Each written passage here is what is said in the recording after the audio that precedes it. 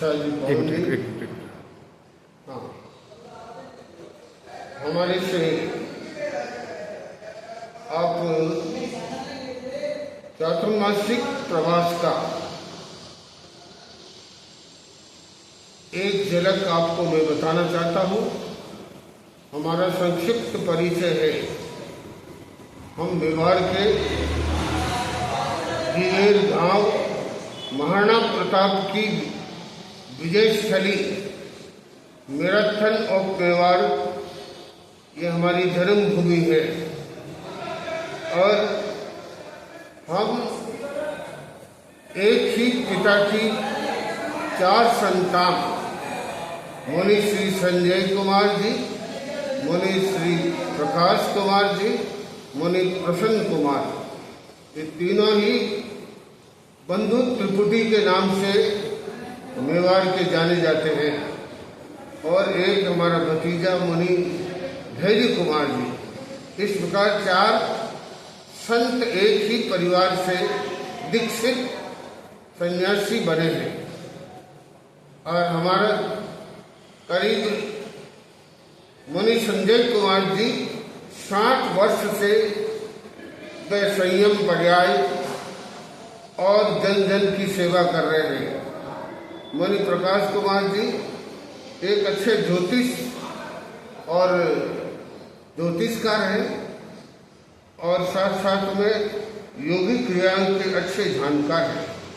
मुनि प्रसन्न कुमार हमारा नाम है और हम करीब कन्याकुमारी से लगाकर पंजाब तक पैदल यात्रा करके और गंगापुर आए हैं। हमने करीब 40,000 किलोमीटर की पद यात्रा हमने की है। हमें अनुव्रत, जीवन विज्ञान, अहिंसा प्रशिक्षण और वर्तमान के परिप्रेक्ष्य में वर्तमान की परिस्थितियाँ और उनके ऊपर विशेष रूप से लोगों को प्रेरित करते हैं।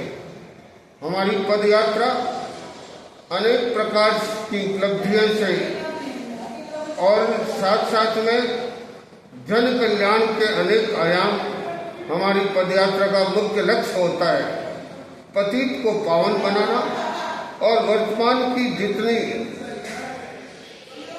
मानव की दुर्बलताएं होती है, जैसे नशा और अन्य प्रकार की बहुत बुराइयां, नशा पता की बुराइयों के साथ साथ में मोबाइल की भी अनेक प्रकार की लत, जो हमारे छोटे बच्चों से लगाकर और जवानों तक, युवकों तक एक प्रकार से वे महत्वपूर्ण शराब की तरह काम कर रही है। उन बुराइयों से मुक्त करने के लिए हमारा प्रयास निरंतर जारी रहता है। इस प्रकार हम तीनों भाई संन्यास लिए करीब आधी शताब्दी हो जाएगी।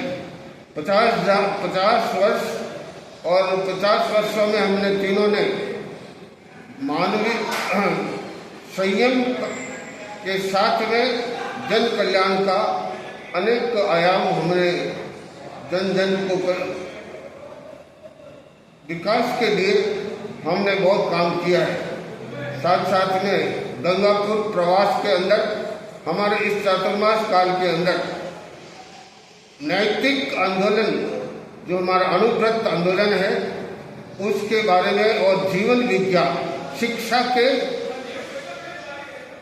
क्षेत्र में एक वर्तमान की पीढ़ी को संस्कारित करने के लिए जीवन विज्ञान के बारे में भी हमारा इस चातुर्मास में कार्यक्रम रहेगा।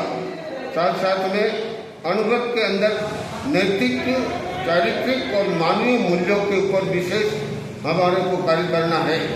साथ साथ में अहिंसा प्रशिक्षण वर्तमान की ज्वलंत समस्या है, जिसमें क्रूरता निवारण और नशा मुक्ति आदि बुराइयों को से हमारे वर्तमान की हमारी युवा पीढ़ी जकड़ी जा रही है, उससे मुक्त करने का हमारा प्रयास रहेगा। साथ साथ में इस वर्तमान में प्रतिदिन चलने वाला हमारा प्रवचन अध्यात्म से प्रेरित होगा और साथ में हमारा ये चातुर्मास का शुभारंभ कल से यानी 13 से शुरू होने जा रहा है।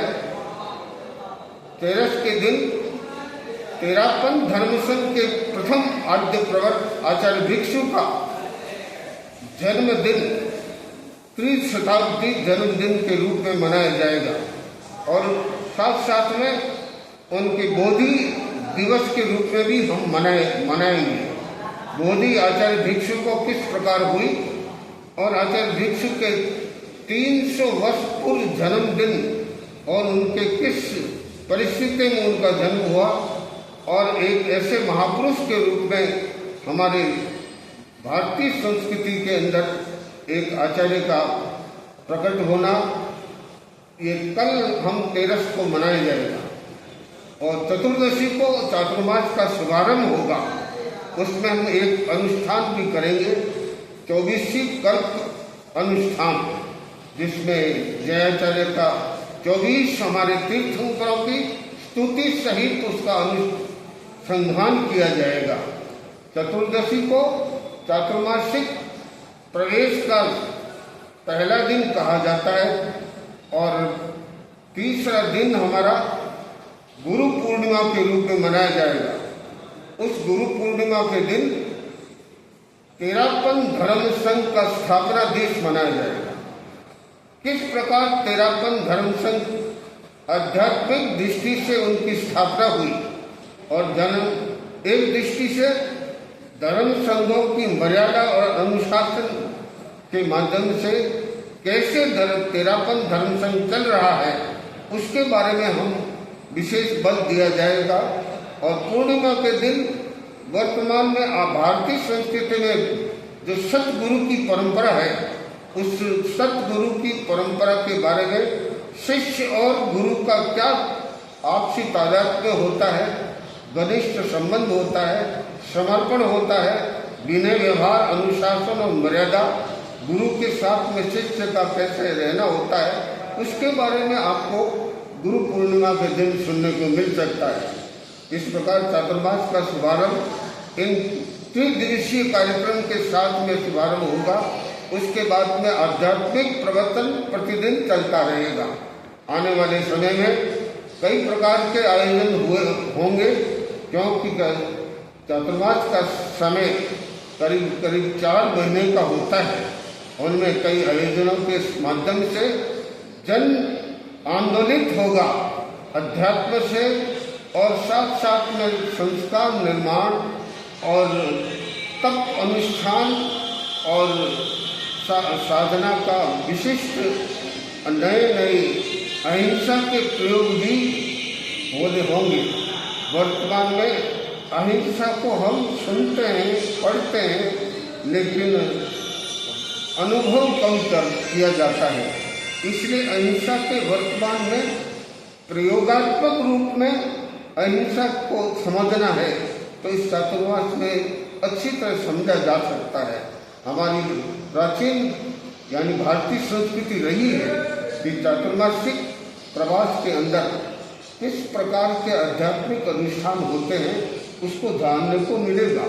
आपने रामायण में देखा होगा, श्री राम और श्री लक्ष्मण अपने 4 महीने तक इस चातुर्मासिक काल के अंदर वे संयम के साथ अपने 4 महीने निकाले। उस समय हमारी जगत माता सीता वे उसका अपहरण हो गया था, किंतु राम ने उनको समता से सहन करके चातुर्मास काल में तो सीता के बारे में खोज करने का कोई उपाय नहीं मिला, किंतु चातुर्मासिक संपन्नता के बाद में फिर सीता का खोज करके और उसका निराकरण किया। और मैं मानता हूँ चातुर्मासिक प्रवास को आज हम जितना महत्व देते हैं, उतने प्राचीन समय में भी अनेक शताब्दियों से चातुर्मासिक काल को महत्व दिया जाता है। इसके अंदर अहिंसा के नए नए प्रयोग होते हैं।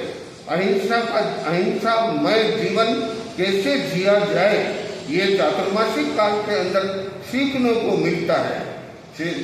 केवल अहिंसा की रट लगाने से, केवल अहिंसा को पढ़ लेने मात्र से, या अहिंसा को केवल इस रूप में औपचारिक रूप में जान लेने से अहिंसा समझ में नहीं आएगी। जब तक हम जीवन के अनेक प्रयोगों के माध्यम से अहिंसा को समझ नहीं लेते, तब तक अहिंसा धर्म को साक्षात समझ में नहीं आएगा। और साथ साथ में आज वर्तमान के अंदर भौतिक पदार्थों और चीज़ों के प्रति जितना नई पीढ़ी आकर्षित हो रही है, कम से कम चातुर्मास के अंदर संयम के माध्यम से हमारे जीवन को कैसे पवित्र बनाया जाता है। और वर्तमान की सबसे बड़ी समस्या है यानी आरोग्यता की। हमारे जितनी मेडिसिन बढ़ी है उतना ही साथ साथ में बीमारियां बढ़ी हैं, उतने डॉक्टर भी बढ़े हैं। क्या हम डॉक्टरों की बढ़ती हुई संख्या और बढ़ता हुआ रोग और अनेक प्रकार की बीमारियां, क्या इससे निजात पाने के लिए हमारे पास में अध्यात्म के अनेक प्रयोग है। प्रेक्षा ध्यान एक ऐसा माध्यम है तो योग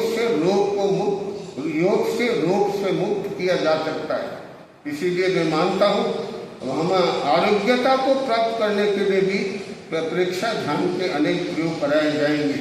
तो आपको मैं संक्षिप्त में केवल इसी आग से परिचित करा रहा हूँ, आगाह करता हूँ कि आप चातुर्मासिक काल के अंदर अधिक से अधिक इन प्रैक्टिकल प्रायोगिक के रूप में अध्यात्म की एक क्लासेज उनके अंदर आप अवश्य भाग लें। उनके प्रशिक्षण में आप निश्चित भाग लेकर आप लाभान्वित बने। तो हमारे यहाँ केवल जैन बंधु ही नहीं, मैं मानता हूँ सभी जाति के लोग इसके अंदर भाग ले सकते हैं, क्योंकि धर्म एक व्यक्तिगत नहीं होता है, वह समग्रता के लिए होता है, सभी के लिए जन कल्याण का हेतु बनता है। मैं मानता हूँ हमारे जितने भी आयोजन और जितने भी अध्यात्म के प्रयोग होंगे वे सब जाति वर्ग और समाज के लिए होगा और सभी आमंत्रित हैं। हमारे चातुर्मास काल के अंदर आप हमारे आध्यात्मिक प्रयोगों में अवश्य अधिक से अधिक भाग लेने का आप प्रयास करें। ओम अरहम।